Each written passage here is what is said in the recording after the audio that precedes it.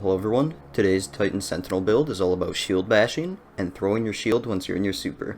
It's basically taking the basic Sentinel and just amplifying all of the abilities. So let's get started. Starting with the super, we're going to be using Sentinel Bottom Tree for shield bash. Then with the exotic, I'm going to be using Fang Pauldron. When I get void melee kills, it gives me super energy, and then when I throw a Sentinel shield, melee kills recharge the throw, which then extends my super. Going over the mods, starting with a helmet, I'm using 2 stacks of hands-on, so I gain bonus super on melee kills. I'm also using melee well maker, so a powered melee kill drops an elemental well. Next, I'm using 2 stacks of melee kickstarter. When I use my melee energy, I gain melee energy. Next up, I'm using heavy-handed. When I become charged with light, I regain half my melee energy when I use a charged melee ability. I'm also just using a generic resist mod. On the boots, I'm using elemental charge, so I become charged with light when I pick up an elemental well.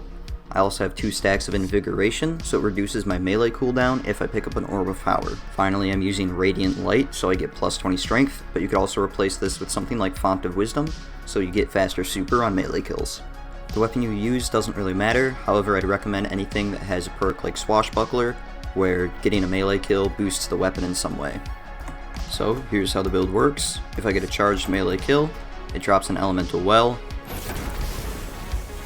and then I become charged with light. I also get a lot of super on that kill.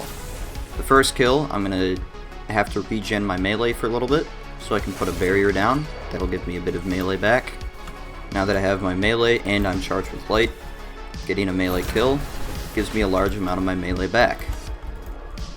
Then when I cast my super, anytime I hit an enemy with a shield throw, it'll recharge some of my super.